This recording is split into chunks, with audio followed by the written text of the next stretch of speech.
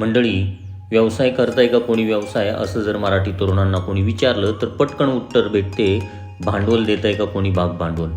व्यवसाय म्हटलं की भाग भांडवल हे आलंच, पण खरी अडचण भाग भांडवलाची नसून तीव्र इच्छाशक्तीची आहे. हेच उदाहरण पहा की रमेश नावाचा एक उत्तर भारतीय तरुण महाराष्ट्रात लातूरसारख्या एक शहरात येतो आणि कमी भाग भांडवलावर स्वतःचा पाणीपुरीचा व्यवसाय सुरू करतो. त्याचे भाग भांडवल म्हणाल तर एक 20-30 हजाराचा गाडा आणि काही भांडी, बस एवढंच. आणि त्याचं उत्पन्न विचाराल तर त्याच्या भाग भांडवला एवढे तो दिवसाला कमावत असेल. रमेशचे त्याच्या यशाबद्दल कौतुकच आहे. हे उदाहरण द्यायचे कारण भाग भांडवल हा मुद्दा होय.